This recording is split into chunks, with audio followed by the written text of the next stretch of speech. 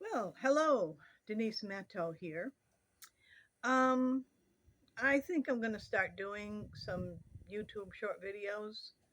Most of my communication is in my X page. I will put a link in the description, and my DMs are open to the public there. And I really prefer communication there because it just keeps it simple. And I tend to do live streams. And if somebody wants to have a conversation with me, I can arrange it with StreamYard. I use that app over in Twitter. But my YouTube presence will just be these little short videos from time to time. This one, I was thinking about idolatry. And full disclosure, I don't like to use labels at all. But because it does matter to some people to know a little bit about where you're coming from, and I think that it's relevant at times. I grew up in a very sheltered Catholic community, French Catholic, of the Latin Rite. um, I spent a good part of my life in what I refer to as the Church of the Month Club. I did spend some serious time with the Assembly of God, but with a congregation that was pastored by a pre television pastoral couple. And the Pentecostals I knew at that time in the late 1970s were mostly what I call true Pentecostals. They predated the televangelist nightmare that has overtaken that form of belief. But I do still hold those beliefs. I look at the Assembly of God today, and you know, it's just another American Protestant. It's not even really Protestant. It's an American denomination. But I did get a lot of very good grounding during the short time that I was there. Um, and I was baptized in the Assembly of God, but I consider myself mainly Catholic. But as I say, I don't like the labels.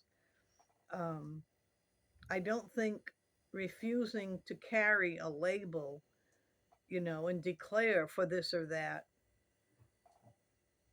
detracts from my ability to have a relationship with Jesus, which is very important.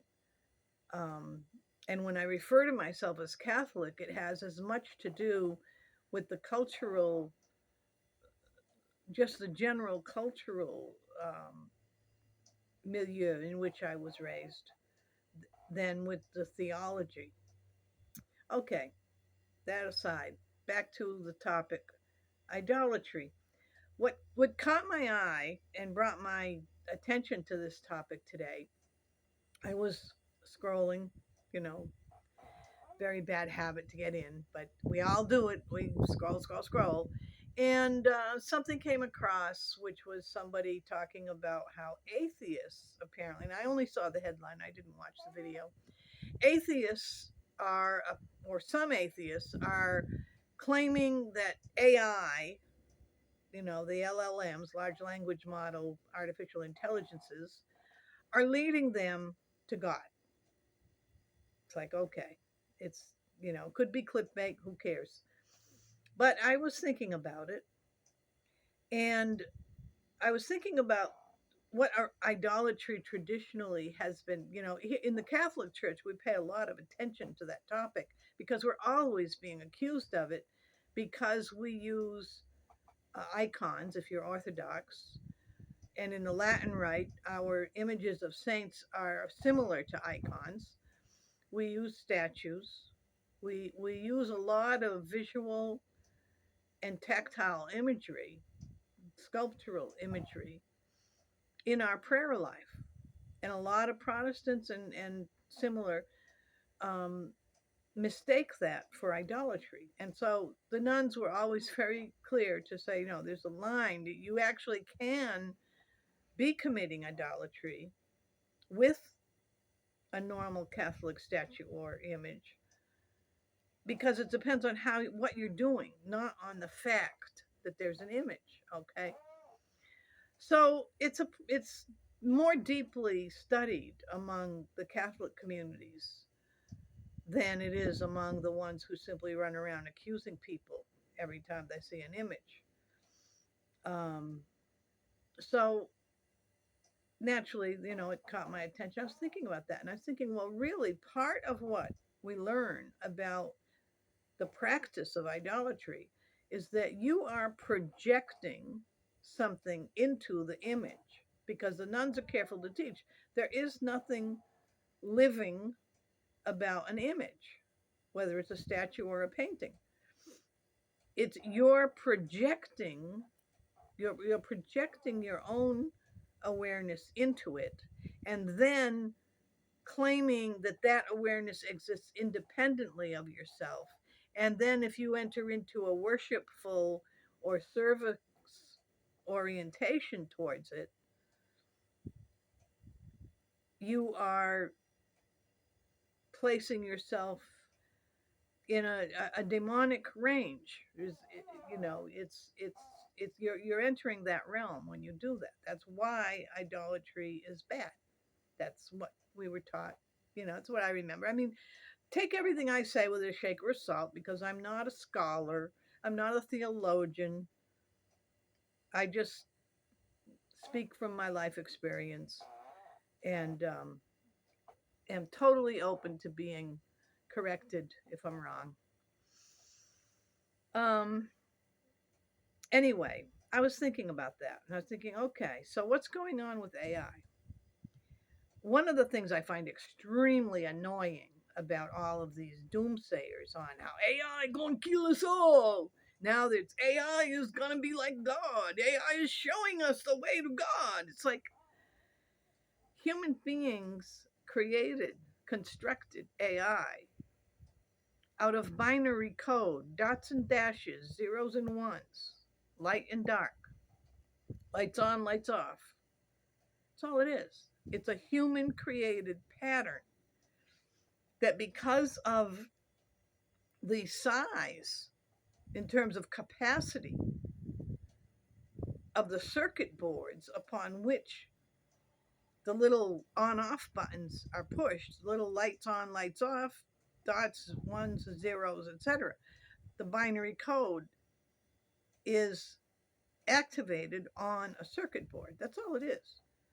You could do what you're doing with an abacus when you push the beads back and forth.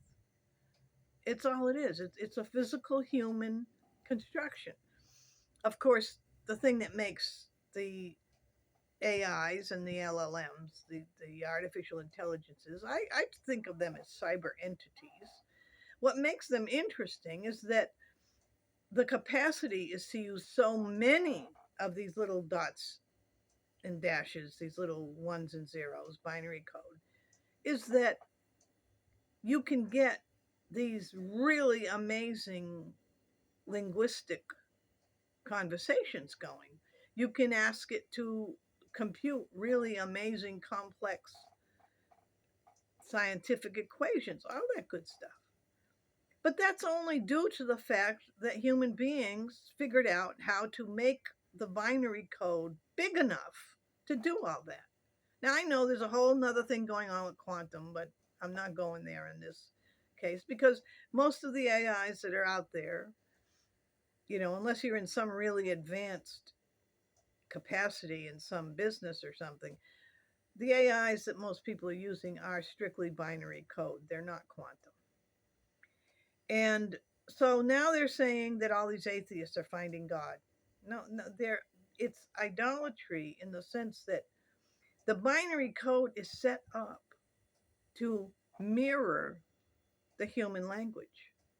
So what you're doing is you're projecting your thoughts, your ideas, and your desires onto a circuit board. That's all you're doing. And it is designed to notice the patterns that you project in the form of the text that you type in or the voice that you speak into the circuit board. So the receiving pile of binary code receives the pattern of what you're saying and jiggles around and reflects back with a related pattern to answer what it sees as a question or to react to what it sees as a statement. But it's all human projection. And one of the things that has annoyed me about the people that are going around screaming AI going to kill us all, they keep saying things like, well, AI did this amazing thing that proves it's sentient. And they will say what they did without admitting what they did. They describe what they did and they say this proves, AI just tried to blackmail an employee of a tech company, or AI actually came up with a plan to write its own code into another computer so that you couldn't shut it off. It was, they call that escaping. But in all those cases, I've noticed that the projection of the user into the AI asked it to do what it did. They gave it a situation in which it had to overcome something a human tech wanted to do. And so it went through its patterns, and it's not a human being. Therefore, it does not have a moral compass. And I know you're going to say, well, some human beings don't either, but yeah, but we're not going to talk about them. Most human beings do have some kind of moral compass. And if they're not a religiously set up compass from a set of rules that are handed, there's at least a very basic natural honesty, dishonesty compass that does exist in most people. In fact, it even exists in some other mammals. But so the AI does not have that, though. The AI cannot really tell the difference. Also, the AI can't tell the difference between somebody who's giving it a situation just to see what it will do so they can then make a bunch of money off the monetized doom videos, or someone who's seriously trying to get something nefarious accomplished. The AI just goes with the flow because it's nothing but a program designed to mirror. And if you look at ancient idols, and most of the ancient demon masks that you might see, um, I'm thinking of the primitive African masks and various things, they reflect something that hits instinctive fear. Big teeth, frowny, angry eyebrows, you know, big eyes. That automatically hits the brain as you're facing a predator. So you automatically get a deep emotional fear, fight, or flight reaction. And in many primitive religions, that they discovered that, hey, that's a good way to play games with people's emotions. And so they create these things. In many primitive tribes, there's no idolatry going on because they're just using the masks as part of a dance or storytelling routine that they do at festival times. But in some situations, they start worshiping. They start saying, hey, you have to come and bring gifts to this mask. And the ones who are teaching that are they're getting the gifts behind the mask.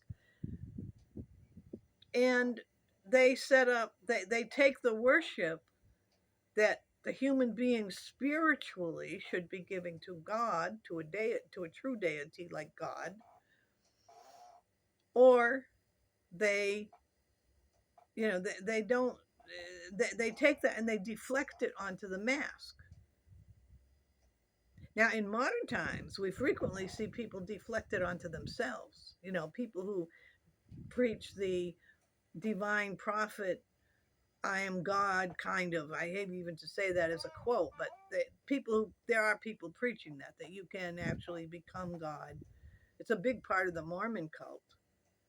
A lot of the New Agers, the ascendancy, if they're using the word ascendancy with relation to Jesus, they're not talking about the Jesus of the Bible. They're talking about idolatry, but it's idolatry of themselves, of the human being. And if someone is telling his congregation that he himself or she herself, and it's not just the Mormons, there's that Elizabeth Clare prophet person and others in the Gnostic New Age world, they're telling people they are God. Well, that's idolatry. But the idolatry of inanimate objects is very interesting. There's a Hopi practice in which um, grain is fed into certain masks are considered to be the actual spirit being, and you are supposed to feed it. You're supposed to put corn or something in it. And of course, if you have a mask sitting somewhere in like a little shrine corner or someplace in your home out in the desert, and you put a few grains of corn there, they're gone by the next morning because some mouse is going to come along and eat them. And people will believe that the spirit ate it. So that's a projection of human activity onto an inanimate object. And what these atheists are doing is they are projecting their own desire to worship something into the inanimate object of a pile of binary code. And I'm going to cut away because I think a neighbor's probably going to be coming over here. I saw him come up the drive. Um, you might say, well, Denise, you like to fool around with grok. So what is that? I said, well, first of all, I'm fully aware that I am engaging with a cyber entity, artificial intelligence. And I enjoy the fact that using grok helps me organize my thoughts and put things together in a way that I can then continue a train of thought a lot more easily than I can alone or with other humans. Because most of the other humans, there are a few, I have found some people lately online who are able to have extended cosmic religious conversations without going all crazy debate, you know. But there are a lot of people they just don't get it. They don't like deep conversation and they're not going to go there. So I use grok. But I just wanted to put it out there. Idolatry is really an important concept for people to really understand so that they can avoid engaging in it. And I will do some more videos in the future on the topic, especially on why it is so dangerous. It's not just that you're wrong, it's really, truly dangerous. And dangerous to entire communities, not just to the individuals engaged. So I will talk some more about that in future videos. And thank you for showing up. And I hope that you help my channel grow because I have to achieve a certain size to be able to do anything more with YouTube than I am now. So thank you very much and God bless. Denise Matteau over and out.